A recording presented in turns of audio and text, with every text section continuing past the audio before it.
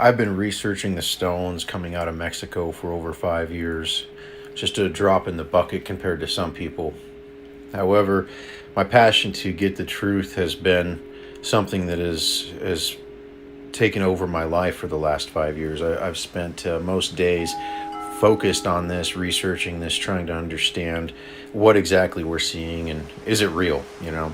I watched a segment with Scott Woltar with archaeologist Mark Russell that, you know, they got carbon dates over 10,000 years old on these objects, and this was based off of glue that was used to inlay and put these pieces together in a mosaic fashion in some cases. And so we really just wanted to get more information, find out if there was ceramics, find out if we could get some sort of, you know, if there was any remains or bones, you know, something else that we could date with more accuracy, because the consistency of, you know, adhesive being a good source is maybe not the best due to the fact of, you know, depending on the ingredients and how they made it, where they gathered the resources to make the adhesive in the first place, could all impact the dates that we're coming up with. And so really just wanted to try to go out there and verify this. And as I started to do so, I purchased some of the objects, and we started to see some interesting inconsistencies with some of the geological items found on the items, whether they be glass or not something that you would expect to see, you know, from a 10,000-year-old object. You know, on this piece here that I'm showing, this is a laboratory test conducted by Ceram in France. And they did a test here where they tested the glue, and it contained a polyester resin. And this is a petro-sourced material and cannot be dated by carbon-14 because it was made in the 1950s, and therefore the petroleum products inside of it will give you inaccurate dates. And so they conducted that this was a modern piece using Fourier transform infrared spectrometry, and they were able to pull this information and present it without any question or doubt that this was going to be a you know, piece that was made modernly. So this was a big, you know, red flag, because we started to see a lot of pieces coming out of Abuelo Steelisco, and I mean a lot of pieces, hundreds, if not thousands of them, you know, in a short period of time. And, you know, it's almost like they're being mass produced, and they very well could be.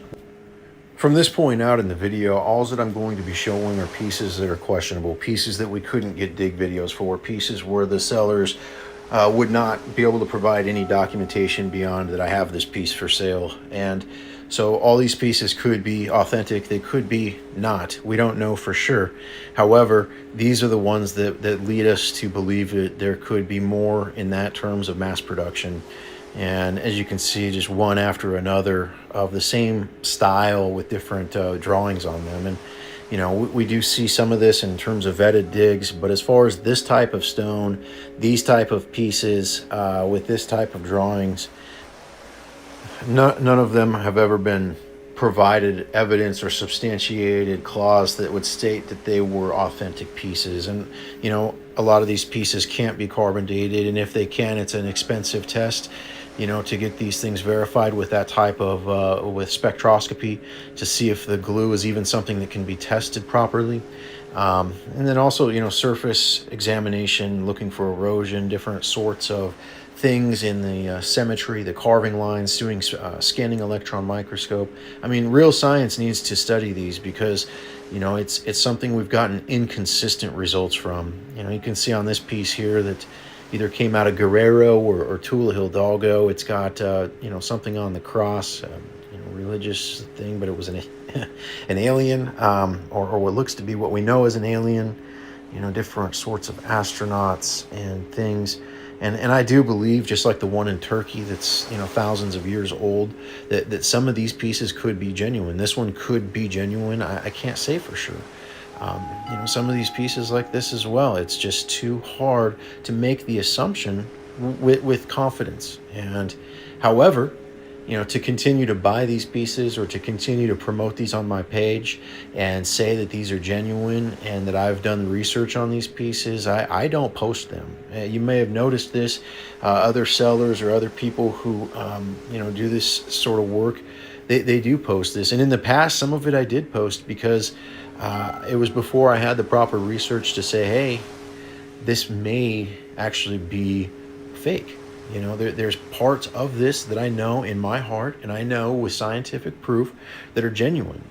As you've seen on our feeds and through our documentary videos, there's a lot of caves and things at the 16-foot level with petroglyphs and, you know, massive amounts of documentation. Multiple people that are not affiliated with each other have gone down there and done digs in Tula, have found things at very deep levels with proper ways of scouting it out. You know, this is another reason about Abuelos de Jalisco that I have an issue right now is none of this stuff is being pulled out with any sort of ground penetrating radar or any sort of you know, advanced finding techniques. The way they're locating these pieces is through a pendulum hanging from a string, or a stone hanging from a string, essentially. And, you know, we do find electromagnetic frequencies and some oddities about these pieces oftentimes. And so is it possible that a pendulum is interacted with in terms of the energy from these pieces or from the stones, being able to find them in that way? It is possible. I've accepted that and kept an open mind around that it is definitely possible. Is that the way that these pieces are being found?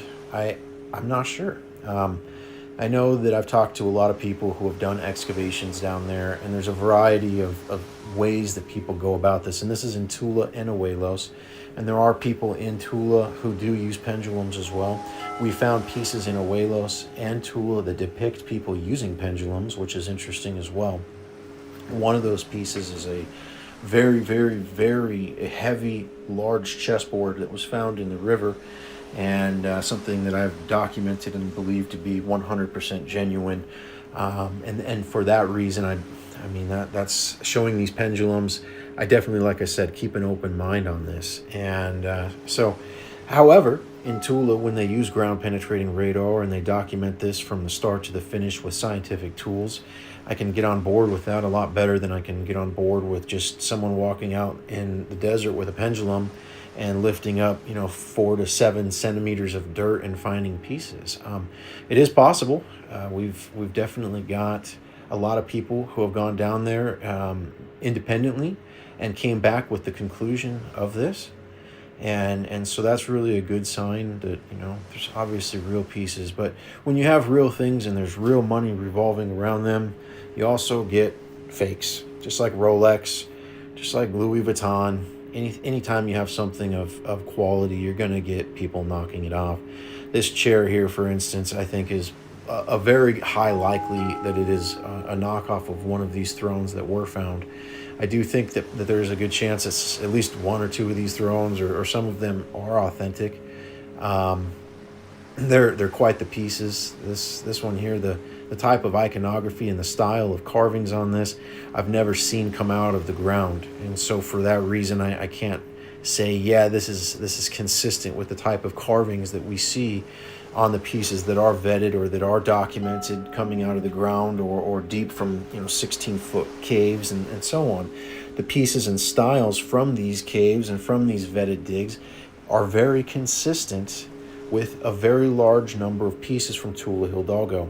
And that's the same with Abuelos de Jalisco. However, there are a lot of pieces as well that we find that just don't fit in.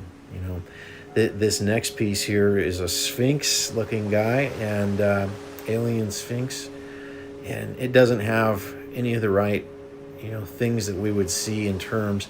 However, I mean, it's definitely consistent with the theme, and therefore there is a possibility it could be genuine. Again, the people who are finding these things and the people who are unearthing them, robbing their graves or whatever's going on to find these pieces, you know, some of them are really passionate and others are not. And that's the reality of the situation. You know, if I was out there and I found treasure in a hole, I would definitely snap a picture with my iPhone.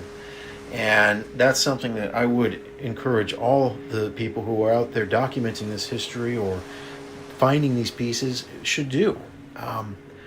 especially if you're seeing Mother Mary or figures of this Lady Guadalupe, things that are biblical, anything like that, it's absolutely significant to all of us. And so to not do that over and over and over again for years after begging and pleading for proper documentation, and having to come out publicly against some of these people, having to go to merits that ruined my friendship and reputation with some of these people, and others, friends and foes here in the in the states that I've met and that collect. We've had a lot of drama caused by this question of, are these things real or not? And I think that it's just like the UFO UAP thing. There's obviously something here, and there's too many people, too many moving pieces, and too much going on around it that say that. With the Rolex or the Louis Vuitton, the reason you have fakes is because there's a real thing that is so wanted and so good that people will go to the extent to make a fake about it. And so, to me, seeing fakes of this nature and this caliber, of this magnitude and this many, is absolutely a good sign to me that there's more to it. And obviously, after 5 years of research and the multiple books that I've published on this topic, and multiple more to come, that is definitely a concrete thing that I feel, is that there's something genuine here, and it's just now a matter of sorting through of what is genuine and what isn't, and getting not just the people who are unearthing these things, because the people who are unearthing these things are not archaeologists in most cases. They're not people who are certified to dig or given patents or permission. Many times it's on public property, many times it's on public property, and it's very illegal to do that. So that could be a reason why they don't want to take pictures or have any evidence of them being there. I can respect that to some extent. However, a lot of this is also on private property. For one here, they were putting in a septic tank a few weeks ago on this land, and you should see what they found. Documented all of it. There was a whole tomb or a grave burial that collapsed in, and I mean, there's all the right things. I've learned after seeing these caves be unearthed and opened, there's a certain layer of dust and a certain way things should look after being entombed for such a period of time. And not everything has that. This is a little science experiment here that I did. These pieces from Abuelos de Jalisco, from what I thought to be a fairly trustworthy source. However, these pieces were definitely not genuine. You can see here that there's a wipe-on stain that is put on these pieces to make them look darker or more old. And it's pretty... I won't say it's on a ton of pieces, but I've definitely found it on at least 15 to 20 pieces, and they have a very distinct smell about them that smells like a rub-on stain. If you've ever used it, you know that it has a very specific smell to it. And so I'm waiting for some spectroscopy to give us an exact breakdown on what the rub-on stain is, so we can verify to make sure that it is a modern compound. There's a lot of speculation of things, especially with the glow-in-the-dark stuff, that it's glow-in-the-dark paint.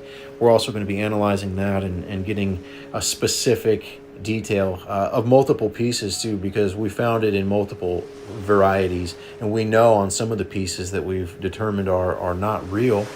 One of them was a harpoon trident that you'll see here in a few, and it contains modern cuts and a modern alloy and a lot of things against it. Well, it also glows like the stuff from Tula. A lot of the stuff from Abuelos never had anything that glowed before, and then all of a sudden these blue and green little inlays started showing up all over on Abuelos pieces, very, very commonly. And so like this piece here, this mosaic, it has the rub-on stain all over the base. Same with this spaceship right here, rub-on stain all over it. And so for that reason, also these little inlays that are skulls and things, these can be cheaply bought on websites that are mass-produced modernly. This little guy here, which shows one of the little miniature statues, also with the rub-on stain. So we know they're capable of mosaics and miniature statues, the UFOs, all that sort of stuff. It's just again, if you're a shopper for this type of stuff, or you're in the market to try to collect this, because normally this stuff would be very illegal to collect. However, because the government says that it's all fake, or the INAH, I should say, not our government directly. I don't know if there's ever been any statement from the United States government on this Mexico situation. However, the INAH did put out a letter that states that the items are not legitimate and they have to be modern made. And so that statement, it's fairly old at this point, and there's been a lot of research since then. And I really feel that the INAH needs to re-examine this as soon as possible, because the truth is the pieces that we're finding, obviously there are fake pieces, we believe, and so they may have only studied, just like the Nazca mummies, they may have only studied ones that were replicas, and the truth is the real ones are out there and they're not studied, or maybe they just didn't, for whatever reason. And so the real need to continue research on this topic is ever more greatly needed. That's why I wanted to make this video. I'm not trying to say it's all real, and I'm not trying to say it's all fake, and like I said, I don't really have enough science to say anything.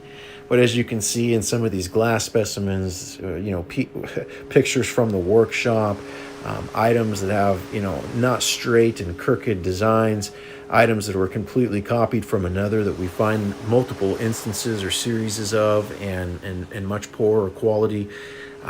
Just there's so many variables here that go into this, that it's not a very simple answer, but it needs to be known and it needs to be documented, because just like the Nazca mummies, the entire consensus of modern academia was that these things are not genuine, because there was a couple of them that were, modernly reproduced to sell on the black market.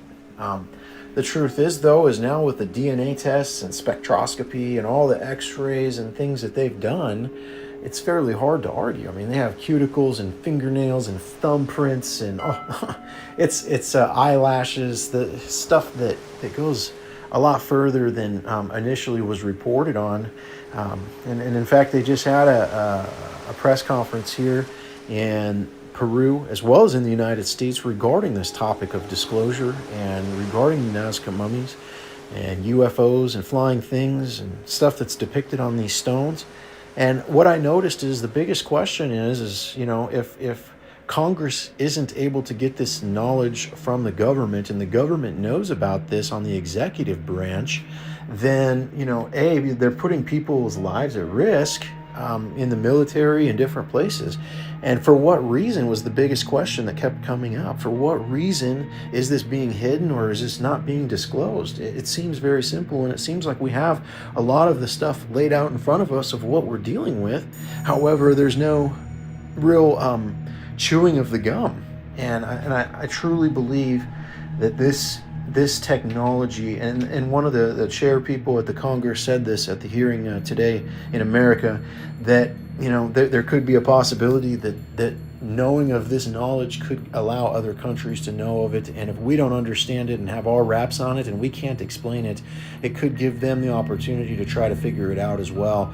And if they try to figure it out and they're faster than us at it and we're not ready for that, it could give them global supremacy, or could cause wars and such outbreak that causes a disturbance in the peace of the land. So for that reason, it's the utmost priority and utmost important secret that we have possibly here. And so that to me really was an eye-opener, because seeing all this and researching this, it was a big question for me is, well, who's guilty here? But it's possible that no one's really guilty, that there could be something much more that we just don't know, or that there's questions about that could violate our security as a country, as a world, as humanity, technology that supersedes anything we've ever understood and seen. And for that reason, I can understand the whole fuss here. And we have testification that I'm going to be releasing in one of my future books from someone that actually worked for the INAH directly. And they claim, obviously, that there are genuine pieces, but they also claim that the cartels have been given money and funded to create fakes and distribute fakes, and to track down people who are receiving money for authentic and threaten them and threaten their families. that they need to sell pieces for them rather than go out and get them themselves, or different stories or variations of this. But nonetheless, it sounds like there is people who are out there to provide or to produce pieces that are not genuine, to try to flood the market or to saturate the market in something that waters down the truth, to make it harder to understand what is actually real and what isn't. And if that's true, that would make a lot of sense on many different levels, and the motive behind it could very well be a security issue that is much bigger or stronger than any of us understand. However, as you saw with the committee and the hearings and all these things going on in our government, there's obviously a reason. There's obviously a need to talk about it, and I feel that that's why this ultimate secret has been laid upon us for us to try to figure out. And literally people like myself and many other collectors and researchers and passionate truth seekers out there are edging and itching to get the data needed to prove this beyond a reasonable doubt, so we can take it home and finally put it to bed. Knowing that the truth shall set you free, I feel that this truth of disclosure has the merit and potential to catapult us into such a freedom that is just the act of knowing. Sometimes just knowing, not being burdened by your own questions, is such a state of freedom. In fact, that's the biggest takeaway I've come from this, is I just keep an open mind, because I've been proven wrong many times already, being a skeptic of this. And keeping an open mind and knowing what I've seen and whatnot, there's a small percentage of it that's likely real, has given me the understanding of our origin, or that our purpose has absolutely more than just an accident of evolution. And I'm thankful that we have the knowledge that we do at this point, and I'm thankful for all the people who have helped get that knowledge and continue to pursue that knowledge at all costs. You guys are amazing. I'm sorry if I've ever crossed you wrong or said something that's been